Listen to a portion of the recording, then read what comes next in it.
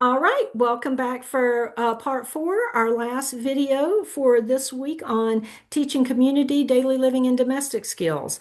Now, I do want to let you know there are a lot of resources that are available online for you to access to use with your students. For example, in this first link, and I'm not going to open them just to let you know that they are in the PowerPoint and available for you. There are some task analysis that are data sheets, so you can see something like blowing your nose broken down into a task analysis, and it actually provides you with the data sheet. In this next one, this task analyses and overview for caregivers, it has information on using task analyses to teach daily living skills, and then it also has picture supported task analyses. Now, I do want to caution you that when you are using resources from online, things that you have not created specifically for your students, you need to make sure that they are appropriate for the needs of your students. For example, if you are looking at a picture supported task analysis for your students on blowing their nose, you need to make sure that it is at the symbolic level that your students need. For example, if they are at a point that they need photographs, a black line drawing is not going to be appropriate. So always making sure that any resources we access are individualized for our students or are appropriate as created. But there are some barriers that I want to make you aware of. So there are things that when you're teaching something like community skills, where you might teach them in the classroom initially, but then you need to go out into the community, that community-based instruction, not only for generalization, but so that students can demonstrate these skills in a natural setting, there may be some barriers that you run into. And one of those barriers can be funding. Because if I need to go into the community, there is a possibility that there are businesses or events that are within walking distance of my school, but it is also highly likely that there are ones that are out of walking distance. And so, how do I fund something like a bus and a bus driver? Or we need to go to a laundromat because that's what we're learning is how to use a laundromat because we're preparing our students for some independent living where that is a service they'll need to access. How do I fund not only the bus but the money to pay for the clothes or even the clothes if I need to purchase them? Time can be an issue. You know, there are a specific number of hours that you're supposed to teach reading, that you're supposed to teach math, for example, and you are limited in the number of hours you have for in a day. And especially if you've got lunch and you've got recess or recesses and you've got snack and you've got breakfast, your time can be limited. How do I work all of this in? And that's where you really have to focus on embedding those academic skills into community daily living and domestic skills. That's a way that you can kind of double dip. I can get my time for community skills, but I can also count that time for math. It's also a way for you to make sure that you look at how can I build those daily living skills, for example, into my academics. So we're going to do science. We're going to be working with some soil. So afterwards, we need to wash our hands. So how can we do that embedded instruction, which is an evidence-based practices? There can be barriers related to resources. How am I going to teach cooking when I don't have a mixer, I don't have measuring cups, and I don't even have spoons, for example? That's just one example. There could be many, but there could be a lack of resources. You're going to run into some naysayers. There are going to be some naysayers that say this is not what we do. We are a school and we teach academics. There are going to be other people that are going to say, why would we teach this? Why are we going to waste time and money teaching this? Some people will be like, they can't do it anyway, especially those that have a deficits view. So you need to make sure that before you go and talk to your administration or whoever you need to address about teaching these skills and things such as funding and resources, that you plan ahead, that you tell them, this is why my students need this instruction. This is exactly what I need. This is how my students would benefit from it. This is how it will fit into our educational program. And this is what I see long term, for example, if we're looking at adulthood. So there are ways that you go in and you're prepared in order to advocate for yourself and your students. There may be school policy. Some schools do not fund or even allow students to go on any type of field trip that is not a grade level field trip. So I can't take you on community-based instruction because our policy says you can only go on field trips that your gen ed classes take. And then there might be a shortage of staff, for example. If you are going out into the community, you need to make sure that every student is covered in whatever way they need to remain safe.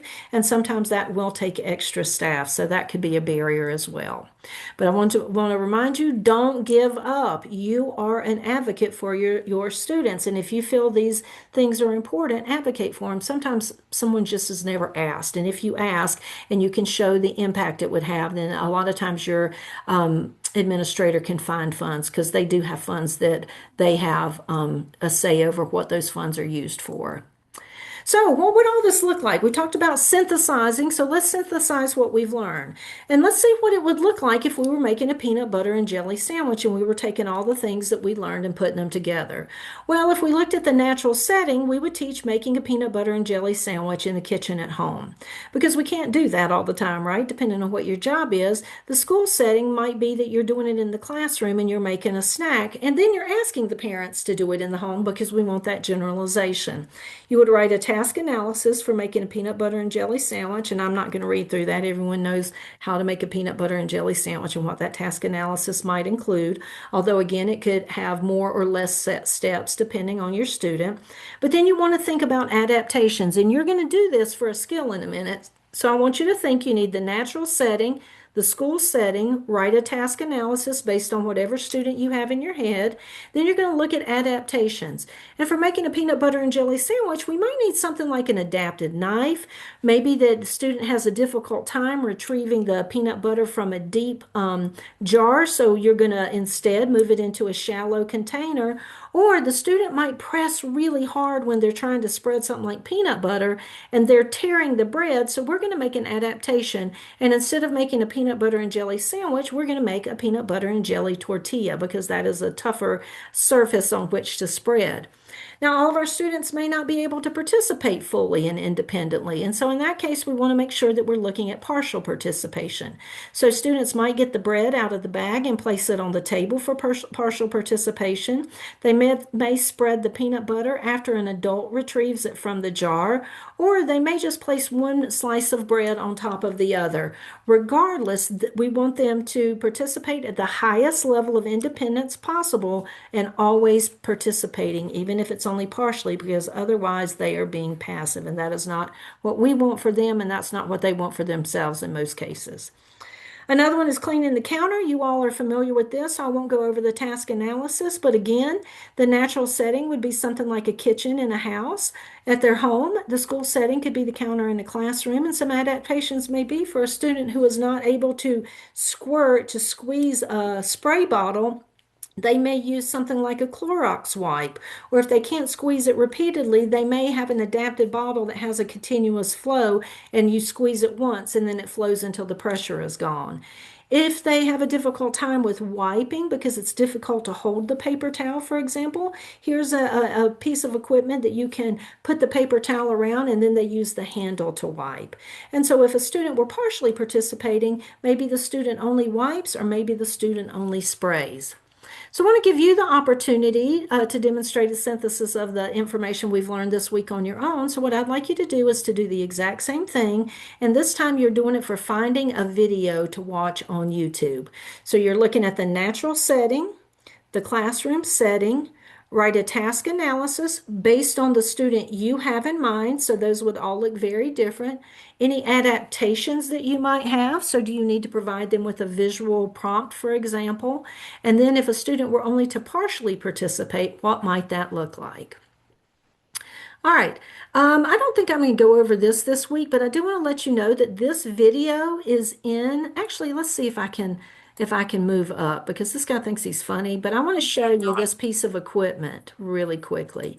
So this is called a JACO arm, and this is an individual who has a disability. He does not have an intellectual disability or autism, only a physical disability, but he is not able to effectively use his hands to do things like pick up a cup to drink. So I do want to show you this is just a super cool piece of equipment and ways that we can ensure and provide support that all individuals have access to this level of independence. So he's using a joystick, as you can see. I'm so nervous. It's brand new to him when he gets it. Nice. Ooh, very smooth.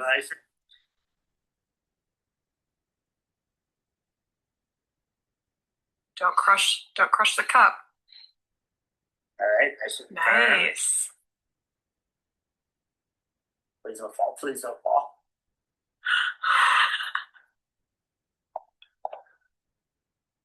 Oh, I have to get a little higher.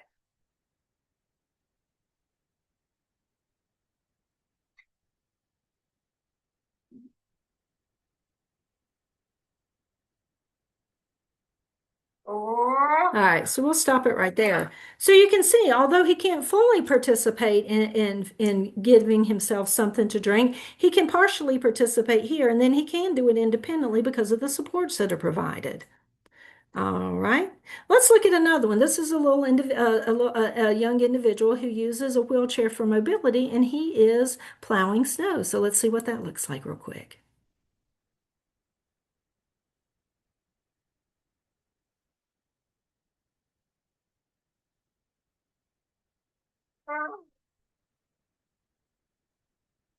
All right. So now, while it wasn't super effective, right? Because they need to be able to turn the shovel up a little bit so it can actually, get the snow up. He's still participating, right? If he's out there, his brother's out there, his dad's out there, he's still participating. And I think they were doing it more for fun, but that is a way that you could adapt that shovel in order for him to participate. Okay, let's see. The very last thing we're going to do, and this is your last question for the week, is I'm going to show you a video, and then I want you to share, just in a quick write, what are your thoughts on this grocery store replication for teaching community skills? So again, we'll watch the video. This is the one I showed you earlier, and I just want to get your thoughts on it. Here we go. Let's take a look. All right, Friday, 5:07 in the morning here, and our back to school coverage continues. This morning, we're taking you inside a one-of-a-kind school on Buffalo's east side. Yeah, the Reach Academy Charter School opened its doors for the very first time on the east side this week. News 4's Katie Alexander is there giving us a look this morning. Katie. This is a one-of-a-kind school. I have never seen a classroom like this, and this is one of several unique classrooms here at the Reach Academy Charter School. Linda is a co-founder.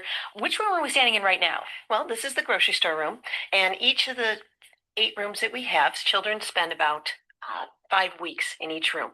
And each room has about 100 vocabulary words associated with them that are unique and specific to each of the room. So this is the grocery room. Show me around. So this is the grocery room. So over here is the produce section. And again, the kids would be learning about different types of vocabulary produce in terms of avocados. They may not be able to get into, might not have as much experience. And it's all about building background knowledge and experience. So, and it's also very hands-on, and it's unique in terms of getting kids to be very engaged in their learning. And then, of course, there's some of the traditional learning classroom things. You have a smart board in every classroom, some tables, also a lot of technology in here. Yes. So there's in every classroom, there'll be a guided table for the teacher to be able to work with a small group for reading, math, and writing. And also there'll be centers where students rotate through that we work in groups of 4, and they do cooperative groupings, and they have to accomplish a task at each one of those. So the teacher can check for understanding and make sure that they're learning, make sure that they're where they should be. And every room has a smart board, along with one center has 4 one-to-one Chromebooks, and then also 27-inch tablets are coming. We'll have those in 3 of the different centers so that kids can access technology and use it in a meaningful way in their classrooms. And we're talking about kindergartners and first graders here right now, but eventually you're going to have all the way up through 8th graders. Yes. A lot of very fun activities for everyone in these classrooms. We'll be checking these classrooms out throughout the rest of the morning here on Wake Up. All right, so we'll stop right there. And while they did say this would be for kindergartners to first graders, they will be going up to grade 8. So what I want you to do, again, is to give me your thoughts on this. What is positive about it? What is not positive about it? Would you use this? Is there something else you would do instead? So again, just wanting you, again, this is your opportunity to synthesize what you've learned this week and just share your thoughts on this setup. Let's see if there is anything else. I believe that's it. All right, everyone. I want to tell you see you on Monday, and I look forward to seeing your responses, and I look forward to our discussion coming up on Monday of this week. All right.